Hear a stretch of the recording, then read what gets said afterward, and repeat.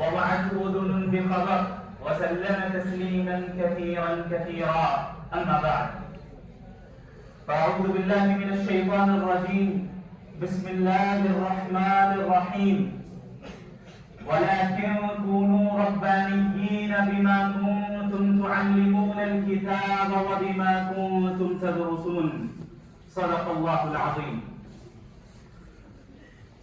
عزیز طلبہ، یہ میرے لیے بڑی سعادت کی بات ہے کہ اللہ رب العالمین نے مجھے یہ توفیق دی اور یہ نعمت دی کہ میں آج دارالعلوم ندوۃ العلماء کی مسجد میں اپنے اساتذہ کرام کی موجودگی میں آپ حضرات سے مخاطب ہوں. یہ میرے لیے بالکل بھی مناسب نہیں تھا کہ میرے اساتذہ کرام نیچے تشریف فرما ہوں اور میں کرسی پر بیٹھے رہوں، اور نہ ہی میں اس بات کی زیادہ جرأت کر سکتا ہوں کہ اپنے اساتذہ کرام کی موجودگی میں بہت زیادہ لفظ کروں. لہذا اپنے اساتذہ کے حکم پر میں آپ حضرات کے سامنے چند باتیں مختصر انداز میں عرض کرنا چاہوں گا. جو آیت کریمہ میں نے ابھی آپ کے سامنے پڑھی، یہ آیت ایک ایسی آیت ہے جس کے متعلق حضرت مولانا ابو الحسن علی الحسنی الندوی رحمۃ اللہ علیہ نے فرمایا کہ یہ آیت در حقیقت مستقل ایک معجزہ ہے. یہ ایک ایسی آیت ہے جس میں ہم سے اور آپ سے یہ مطالبہ کیا گیا کہ ہم ربانی دین بنیں، اور حضرت نے اس طرح اشارہ فرمایا کہ آخر کیا وجہ ہے کہ لفظ ربانی کا ہی انتخاب اللہ نے فرمایا. یہ بھی کہا جا سکتا تھا کہ علماء کا لفظ استعمال کر لیا گیا ہوتا یا کوئی اور لفظ استعمال کر لیا گیا ہوتا، لیکن اللہ نے ربانی دین کا لفظ استعمال کیا. ربانی وہ شخص ہوتا ہے، ربانی وہ عالم ہوتا ہے، ربانی وہ فرد ہوتا ہے جس کے اندر جو خود تربیت یافتہ بھی ہو اور دوسروں کی تربیت کرنے کی صلاحیت بھی اس کے اندر پائی جاتی ہے. یہ وہ شخص ہوتا ہے جو دین کی تعلیم بھی حاصل کرتا ہے اور دین کی تعلیم کی نشر و اشاعت کے لیے جد و جہد بھی کرتا ہے اور اپنا احتساب بھی کرتا رہتا ہے اور اپنی ایمانی قوت میں اضافہ کرتے رہنے کی کوشش کرتا رہتا ہے. لہذا قرآن کریم کی آیت ہم سے اور آپ سے یہ مطالبہ کرتی ہے کہ ہم اگر کسی ادارے میں اور بالخصوص دارالعلوم ندوۃ العلماء جیسے ادارے میں طالب علم کی حیثیت سے موجود ہیں تو ہم یہاں اس بات کی بھرپور کوشش کریں کہ ہم اپنی شخصیت کس طرح بنا پائیں. جس طرح اللہ رب العالمین چاہتا ہے اس طرح ہم اپنی شخصیت کو کس طرح ڈھال پائیں، کس طرح ہم ایسے افراد بن جائیں جو خود کے لیے بھی سیدھے راستے کی طرف وہ چلنے والا ہو اور تمام انسانیت کو سیدھا راستہ دکھانے والا بھی ہو. چونکہ یہ دین اسلام ایک ایسا دین ہے جو انفرادی دین نہیں ہے بلکہ اجتماعی دین ہے. یہ امت کوئی ایسی امت نہیں ہے جسے صرف اپنے لیے بھیجا گیا ہو، بلکہ یہ امت وہ امت ہے جسے تمام انسانوں کی ہدایت کے لیے بھیجا گیا. اور یہی وجہ ہے کہ قرآن کریم میں اللہ رب العالمین نے فرمایا کہ کنتم خیر امت اخرجت للناس.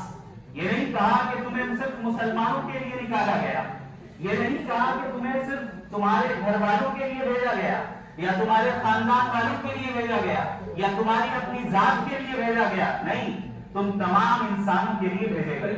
اس ذمہ داری کو سمجھنا ہے اور اس کی اہمیت ہمیں جاننا ہے اور اس کی قدر ہمیں کرنا ہے. کیونکہ پوری دنیا آپ کی محتاج ہے.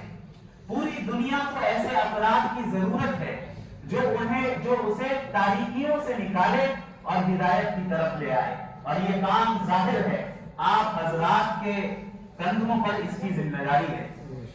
اللہ رب العالمین کا فضل ہے کہ آپ حضرات اس ادارے میں پڑھتے ہیں، اور میں سمجھتا ہوں کہ میرے لیے میرے والدین کا جو سب سے اہم اور سب سے صحیح فیصلہ رہا اور سب سے صحیح ڈیسیجن رہا وہ فیصلہ یہ تھا کہ انہوں نے میرا داخلہ دارالعلوم ندوۃ العلماء میں کروایا۔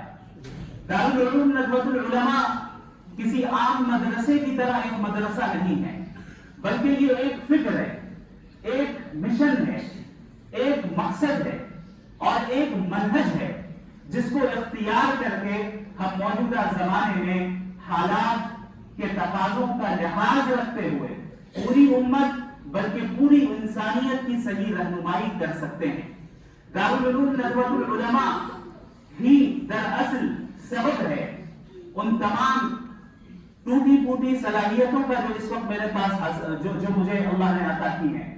دارالعلوم ندوۃ العلماء نے در حقیقت مجھے بولنے کا سلیقہ دیا، ندوۃ العلماء نے در حقیقت لباس پہننے کا سلیقہ دیا، ندوۃ العلماء نے مجھے لوگوں سے گفتگو کرنے کا سلیقہ دیا، ندوۃ العلماء نے مسلمانوں کے ساتھ تعامل کرنے کا سلیقہ دیا، ندوۃ العلماء نے غیر مسلموں کے ساتھ اچھے اخلاق سے پیش آنے کا سلیقہ دیا، ندوۃ العلماء نے اسلام کی حقانیت کو جدید انداز میں پیش کرنے کی صلاحیت اور جدید انداز میں پیش کرنے کا سلیقہ دیا، ندوۃ العلماء نے تفقہ فی الدین کی اہمیت سکھائی، ندوۃ العلماء نے اپنے بڑوں کی قدر کرنا سکھایا، ندوۃ العلماء نے اپنے والدین کی اطاعت کرنا سکھایا، ندوۃ العلماء نے قرآن کریم کو غور و فکر کے ساتھ پڑھنے اور سمجھنے کا سلیقہ عطا کیا، ندوۃ العلماء نے احادیث کے ساتھ مشغول رہنے کا سلیقہ سکھایا،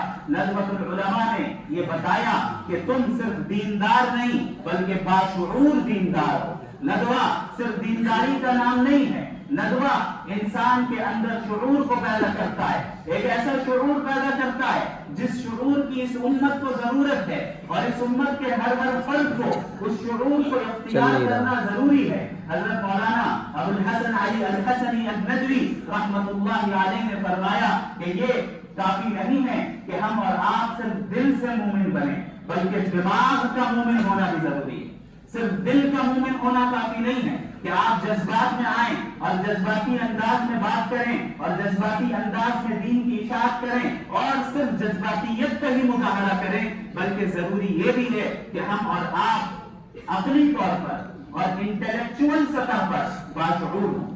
میں بغیر کسی فخر کے تحدیث بالنعمت کے طور پر اور اس کمال کی نسبت اللہ رب العالمین کی طرف کرتے ہوئے اور اس کے بعد اپنے اساتذہ کی محنتوں کی طرف کرتے ہوئے میں یہ عرض کرنا چاہتا ہوں کہ ابھی جو مناظرہ ہوا اس مناظرے کی ویڈیوز میں آپ نے کمنٹس پڑھے ہوں گے، آپ نے لوگوں کے تاثرات دیکھے ہوں گے اور سنے ہوں گے۔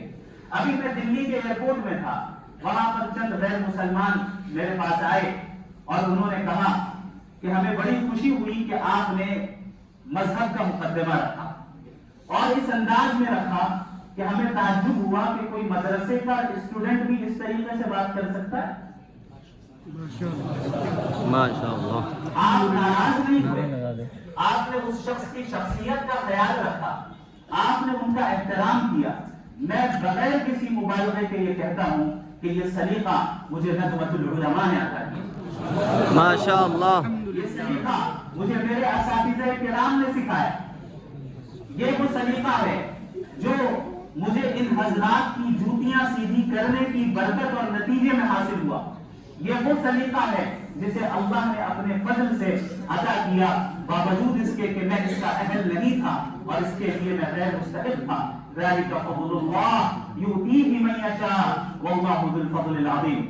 میں جب ندوۃ العلماء میں آیا تو چند اہم چیزیں میں آپ کے ساتھ شیئر کرنا چاہتا ہوں، اور یہ بھی صرف اس لیے کہ آپ کو ترغیب ملے کہ آپ کو اس ادارے میں رہ کر کس طرح دین کا کام کرنا ہے اور دین کو سیکھنا ہے۔ میں ایک ایسے گھرانے سے تعلق رکھتا ہوں جہاں الحمدللہ مالی حالات بھی مستحکم ہیں اور اسٹیبل ہیں، اور میرا جو لائف اسٹائل رہا ندوۃ العلماء میں آنے سے پہلے وہ مدرسے کے لائف اسٹائل سے بہت مختلف تھا۔ جب میں نے ندوۃ العلماء میں داخلہ لیا تو مجھے یہاں پر بہت سی پریشانیوں کا سامنا کرنا پڑا. مثال کے طور پر لکھنؤ کی گرمی سے کون واقف نہیں ہے, اور میں اس بات کا عادی تھا کہ دن کا اکثر حصہ میں ایئر کنڈیشن روم میں گزارتا تھا. یہاں صورتحال میرے لیے اتنی سخت ہو گئی تھی کہ بسا اوقات اس شدید گرمی میں, ابھی مجھے نہیں معلوم کہ اس کیمپس کے انفراسٹرکچر کا کیا, اس کی کیا صورتحال ہے, اس وقت وہاں جو ایک مارکیٹ ہے, مارکیٹ کہتے ہیں اسے, اس کے قریب ایک اے ٹی ایم ہوا کرتا تھا. اس اے ٹی ایم میں ایئر کنڈیشن بھی تھا, ابھی بھی ہے. تو جب مجھے شدید گرمی لگتی اور برداشت کے باہر یہ گرمی ہو جایا کرتی, میں 5 منٹ کے لیے اے ٹی ایم میں چلا جایا کرتا تھا کہ کم از کم کچھ سردی مل جائے. اور یہ میرے لیے اس کا تحمل بہت مشکل تھا. میں جب یہاں پر موجود تھا, یہاں کا کھانا مجھے سوٹ نہیں کرتا. میں کینٹین سے خریدتا, کبھی باہر سے منگاتا, کوئی کھانا مجھے سوٹ نہیں کرتا. پھر ایسی صورتحال آئی کہ ہمارے ذاکر کینٹین میں اور ایک اور جو کینٹین ہے وہاں پر صرف بن اور آملیٹ کھاتا تھا, بریک فاسٹ میں بھی, ناشتے میں بھی, لنچ میں بھی اور ڈنر میں بھی. اور چونکہ گھر میں عادی تھا کہ ایسا پانی پیوں جو فلٹرڈ ہو, تو اس ناحیے سے بھی بڑی دشواریوں کا سامنا کرنا پڑا. بسا اوقات ایسا وقت بھی آیا کہ میں مجبوراً صرف گلے کی خشکی کو, یعنی گلے کو تر کرنے کے لیے چند قطرے صرف ڈال دیا کرتا تھا کہ کم از کم گلا تر ہو جائے, لیکن میں اسے پی نہیں پا رہا. یہ بتانے کا مقصد یہ ہے کہ یہ مرحلہ میرے لیے آسان نہیں تھا اور بہت مشکل تھا. یہاں تک کہ میں آپ کہہ سکتے ہیں کہ شیطانی وسوسوں میں مبتلا ہو کر اس نتیجے تک پہنچ چکا تھا کہ شاید اب میں اپنی تعلیم کو جاری نہ رکھ پاؤں اور واپس چلا جاؤں. میں نے اپنے والد محترم سے بات کی اور مجھے یاد ہے کہ اس وقت جب میں نے بتایا کہ میں نہیں رہ پا رہا ہوں, مجھ سے نہیں ہو پائے گا, یہ میری طاقت کے باہر کی چیز ہے, مجھے واپس آنا ہے. میرے والد صاحب حفظہ اللہ تعالی بہت زور سے رونے لگے, بہت زور سے, اور میں گھبرا گیا ان کی آواز سن کر. اور انہوں نے یہ کہا کہ بیٹا اگر آج پیچھے ہٹ گئے تو آگے نہیں بڑھ پاؤ گے. یہ وہ جملہ تھا جو آج تک میرے کانوں میں گونجتا ہے, اور یہ وہ جملہ تھا جس نے مجھے تیار کر دیا کہ اس دین کی خدمت کے لیے اور اس دین کی تعلیم حاصل کرنے کے لیے انشاءاللہ تعالی اب میں آخری حد تک جاؤں گا. اس کے بعد اللہ رب العالمین جزائے خیر دے میرے تمام اساتذہ کرام کو جو اس ادارے میں موجود ہیں. بعض اس دنیا سے رخصت ہو گئے, اللہ ان کی قبروں کو منور فرمائے, اور جو موجود ہیں اللہ ان کی عمر میں صحت اور ایمان کے ساتھ, عافیت کے ساتھ برکت عطا فرمائے. ان حضرات نے بالکل اس طرح معاملہ کیا جس طرح گھر میں والد معاملہ کرتا ہے. اتنی شفقت کے ساتھ پیش آتے تھے اور اتنی توجہ دیتے تھے کہ مجھے اس بات کی قدر ہوئی کہ بھائی میں جس ادارے میں رہتا ہوں یہ ادارہ کوئی معمولی ادارہ نہیں ہے, بلکہ یہ ادارہ ایک مقصد کے تحت بنا ہے. یہ ادارہ دیواروں کا نام نہیں ہے, یہ ادارہ سرٹیفکیٹ کا نام نہیں ہے, یہ ادارہ چند رسمی چیزوں کا نام نہیں ہے, بلکہ یہ ایک مقصد ہے. اور اس مقصد کو حاصل کرنے کے لیے ہمارے اساتذہ کرام دن رات جدوجہد کرتے بغیر کسی دنیاوی غرض کے. یہ کوئی معمولی خدمت نہیں. اس کا اندازہ صحیح معنی میں اس وقت ہوگا جب آپ لوگوں کو دنیا کا ایکسپوجر ملے گا, جب آپ اس ادارے سے فارغ ہو کر جائیں گے اور الگ الگ لوگوں سے ملاقات کریں گے. آپ یہ دیکھیں گے کہ ہر جگہ, ہر میدان میں صرف اس بات کی کوشش ہے کہ ہم کمرشل انداز کیسے نافذ کریں. ہمیں کمرشل بننا ہے. کوئی ایک منٹ بغیر پیسے کے دینے کے لیے تیار نہیں ہے.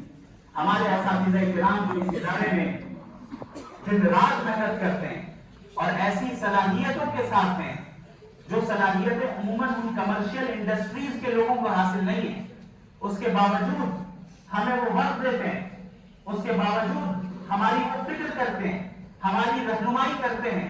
یاد رکھیں اس سے بڑی نعمت اس وقت آپ لوگوں کو کوئی اور بڑی نعمت، اس سے بڑی نعمت آپ کو حاصل نہیں ہو سکتی. ضروری یہ ہے کہ ہم اس نعمت کی قدر کر لیں. اللہ رب العالمین کی یہ سنت ہے، اس کا یہ طریقہ ہے کہ جو شخص اللہ کی نعمت کا شکر ادا کرتا ہے، اللہ کی نعمت کی قدر کرتا ہے، اللہ اس نعمت میں اضافہ کرتا ہے. اور جو شخص اللہ کی نعمت کی ناقدری کرتا ہے، اللہ اس سے اس نعمت کو چھین کر ایسے شخص کو دے دیتا ہے جو اس کا مستحق ہو.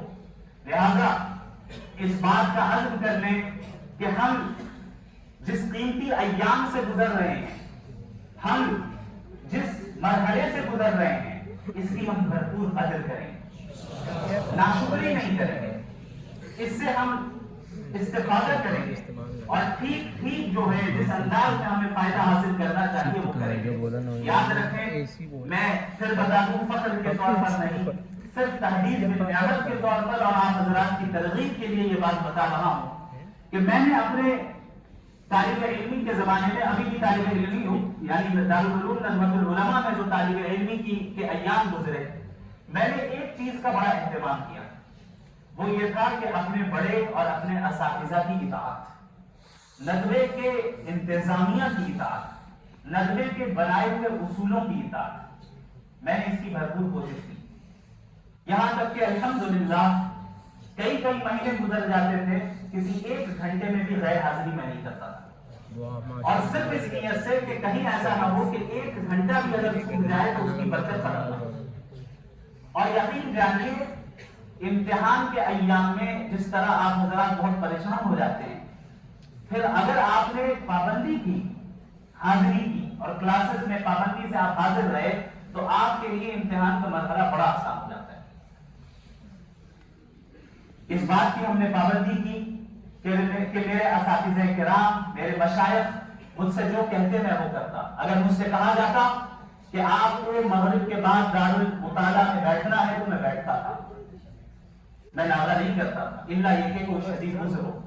مجھ سے کہا جاتا کہ آپ کو ندوے کے باہر نہیں جانا ہے تو میں نہیں جاتا تھا، جبکہ میں دیکھتا تھا بہت سے افراد ایسے تھے جو نہیں سنتے تھے، جو اساتذہ کی اطاعت نہیں کرتے تھے، وہ چلے جاتے تھے یا اسے سمجھتے تھے کہ ہم پر زیادتیاں ہو رہی ہیں، ہمیں قید کر دیا گیا ہے. لیکن آج مجھے اس کے پیچھے کی حکمتیں سمجھ میں آتی ہیں کہ ہمارے اساتذہ کرام کیوں ہمیں اس بات کا پابند بناتے تھے کہ آپ کو ندوے کے کیمپس کے باہر نہیں جانا ہے، آپ کو مغرب سے عشاء تک دارالمطالعہ میں بیٹھنا ہے تو بیٹھنا ہے، آپ کو نمازوں کی پابندی کرنی ہے تو کرنی ہے، کلاسز میں غیر حاضری نہیں کرنی ہے تو نہیں کرنی ہے.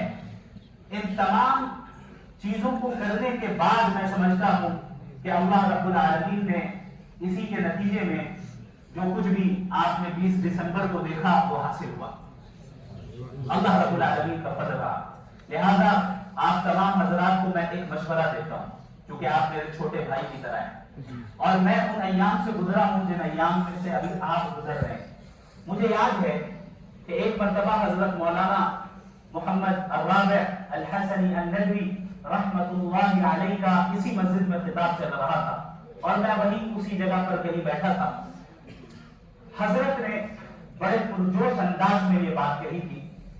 حضرت کا جو مزاج تھا اور ان کی جو طبیعت تھی وہ بڑی نرم طبیعت تھی، لیکن اس وقت جس لہجے میں اور جس انداز میں اور جس پرجوش انداز میں وہ جملہ انہوں نے کہا تھا، ہم سب بالکل بہت زیادہ چوکنے ہو گئے اور بالکل ہم ان کی طرف متوجہ ہو گئے کہ ضرور حضرت کچھ چاہتے ہیں ہم سے.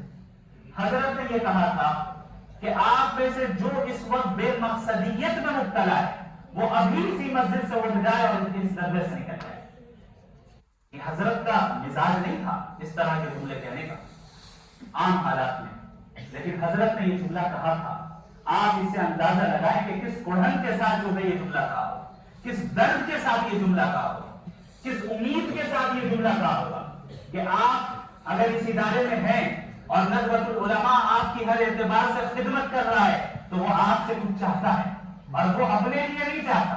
ادارے کے اساتذہ اپنے ذاتی مفاد آپ سے کچھ نہیں چاہتے، وہ یہ چاہتے ہیں کہ آپ بن جائیں اور ایسی شخصیات بن جائیں جو پوری دنیا کی قیادت آپ کے ہاتھ میں، جن کے ہاتھوں میں پوری دنیا کی قیادت ہے. تو لہذا سب سے پہلی چیز یہ ہے کہ بے مقصدیت کی وبا سے باہر نکل آئے. یہ ایک وبا کی طرح یہ چیز پھیلتی ہے کہ کوئی مقصد ہی نہیں, بس گھر والوں نے بھیج دیا, آ گئے, پڑھ رہے ہیں. اب چاہے ہمارا کوئی مقصد ہو یا نہ ہو, بس گھر والوں نے بھیج دیا, آگے کچھ اور کرنے کو ہے نہیں, کچھ اور کر نہیں سکتے, تو چلو مدرسے چلتے. یاد رکھیں ندوے کا یہ مقصد نہیں ہے, ندوے کا قیام اس لیے نہیں ہوا. لہذا ندوۃ العلماء کی فکر کو سمجھنا ضروری ہے. یہ ایک تہذیب ہے, یہ ایک ثقافت ہے جو آپ کو سلیقہ سکھاتی ہے. اس ثقافت کا لحاظ رکھنا ضروری ہے کہ کب ہمیں کیا بولنا ہے, کس انداز میں بولنا ہے, کتنا بولنا ہے, کس کو بولنا ہے. ان تمام چیزوں کو سمجھنا ہے. ہمارا چلنے کا انداز کیسا ہو, کھڑے رہنے کا انداز کیسا ہو, ٹوپی پہننے کا انداز اور سلیقہ کیا ہو, کپڑے پہننے کا انداز کیا ہو. ابھی ٹوپی کہنے کے بعد آپ حضرات ٹوپیاں سیدھی کر رہے ہیں, اس کا مطلب یہ ہے کہ آپ نے اس چیز کو سمجھا نہیں. یہ چیز ہمیں جاننا ہے, اور یہ بہت بڑی خوبی ہے, یہ کوئی ہنسنے کی بات نہیں, یہ ندوے کی خوبی ہے. میں نے اپنے اساتذہ کو دیکھا ہے کہ درس کے دوران ہمارے اساتذہ اس کی طرف توجہ دلاتے کہ باڈی لینگویج آپ کی کیسی ہونی چاہیے. باڈی لینگویج کو درست کرنے کے لیے باقاعدہ ہزاروں روپے دے کر لوگ کورسز کر رہے ہیں. آپ کو یہ معلوم ہونا چاہیے, دنیا میں یہ ہو رہا ہے. یونیورسٹیز میں ڈپارٹمنٹس ہے ایسے جہاں آپ کی لینگویج کو امپروو کروایا جاتا ہے, جہاں آپ کے باڈی لینگویج کو صحیح کروایا جاتا ہے, پبلک اسپیکنگ سکھائی جاتی ہے. یہ ساری چیزیں فری میں آپ کو ندوہ دے رہا ہے. یہاں کے اساتذہ کرام بغیر کسی معاوضے کے آپ کو دے رہے ہیں. اس چیز کی قدر کر لیجیے, اس چیز کی قدر کر لیجیے, اس کا افسوس بعد میں ہوگا. دوسری چیز جو طالب علمی کے زمانے میں جس کا سامنا میں نے کیا اور میں نے محسوس کیا کہ یہ بہت مضر ہے, یہ میں آپ کو بتا دوں کہ یہاں اپنے کام سے کام رکھیں, زیادہ دوستی کے چکر میں نہ پڑیں. اور یہ میں بہت یقین کے ساتھ یہ بات کہہ رہا ہوں اور تجربے کے ساتھ یہ بات کہہ رہا ہوں. آپ کی پوری توجہ آپ کی تعلیم کی طرف ہونی چاہیے. دوستی, تعلقات, یہ ساری چیزیں ثانوی درجے کی چیز ہے, سیکنڈری درجے کی چیز ہے.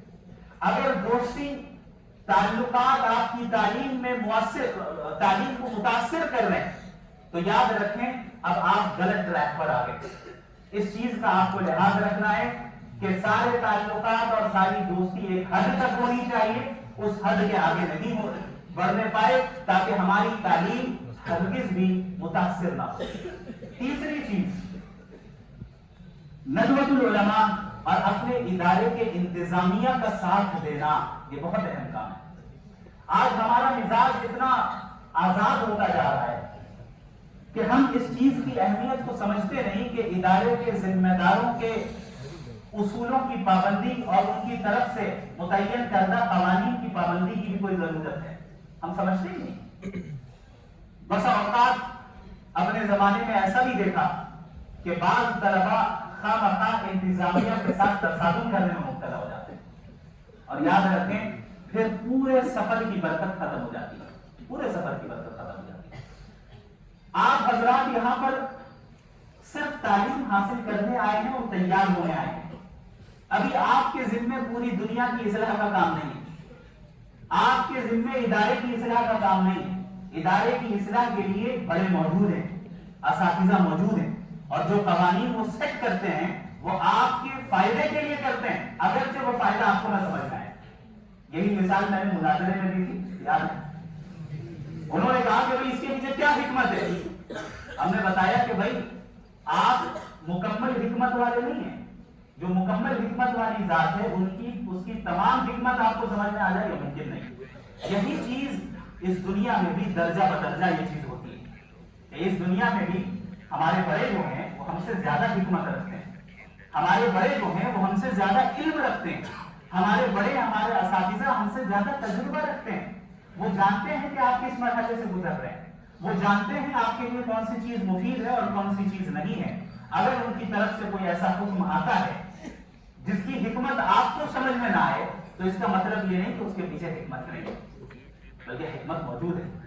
لہذا انتظامیہ کا ساتھ دیں, اپنے علماء کا ساتھ دیں, اور اس کی برکت میں قسم کھانے کے لیے تیار ہوں آپ اپنی زندگی میں دیکھیں گے، اس کی برکت دیکھیں گے کہ آپ کے اساتذہ نے آپ کو جو بات کہی اس بات کا نتیجہ اور اس کی اطاعت کا نتیجہ یہ نکلا کہ اللہ نے آپ کی زندگی میں برکت عطا کی۔ اور ایک چیز میں یہ بھی بتا دوں، چونکہ اپنے لوگوں کی مجلس ہے، اساتذہ کی بے ادبی کرنے سے اجتناب کیجیے گا۔ بسا اوقات کسی استاد کی بے ادبی تمام تر صلاحیتوں کو ماند کر دیتی ہے۔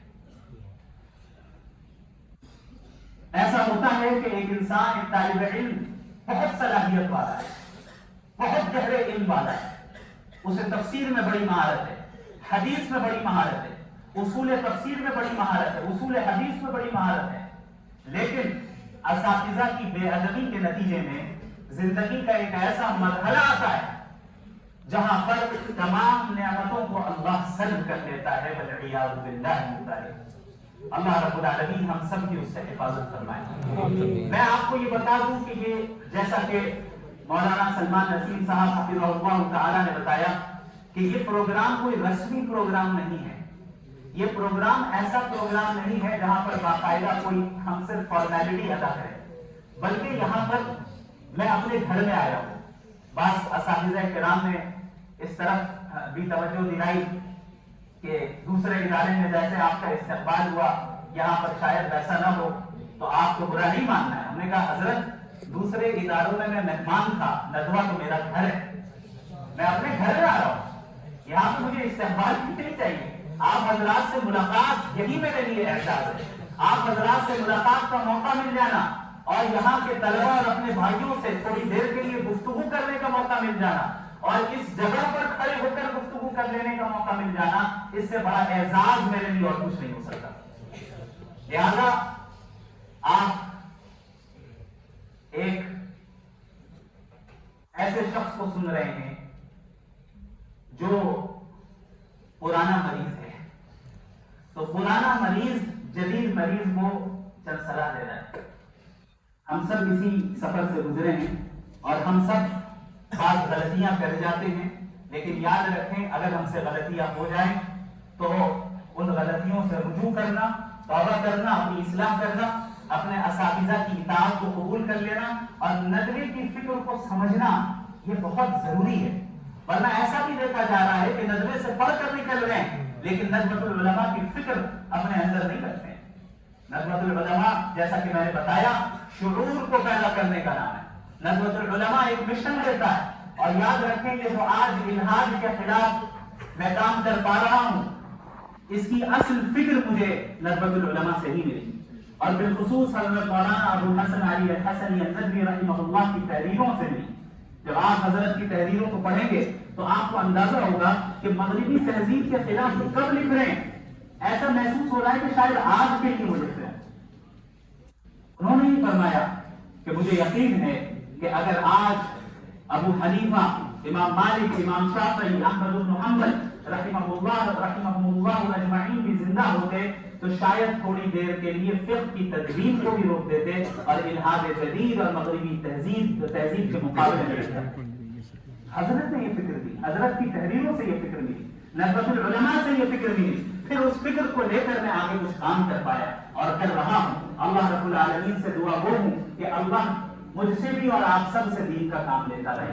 اللہ رب العالمین ہم سب کو دین کا تفقہ عطا فرمائے، دین کی سمجھ عطا فرمائے، دین پر عمل کرنے والا بنا دے، ندوۃ العلماء کی قدر کرنے والا بنا دے، یہاں کے اساتذہ کی قدر کرنے والا بنا دے، ندوۃ العلماء کی انتظامیہ کا ساتھ دینے والا بنا دے، باقیانہ مزاج سے ہم سب کی حفاظت فرما دے اور مطیعانہ مزاج ہم سب کو عطا فرما دے، اور اللہ رب العالمین ہم سب کو قبول فرمائے اس دنیا میں بھی اور آخرت میں بھی۔ میں سمجھتا ہوں کہ ضرورت سے زائد میں نے گفتگو کر لی اپنے اساتذہ کی موجودگی میں، لہذا میں معذرت بھی چاہتا ہوں اپنے تمام اساتذہ کرام سے۔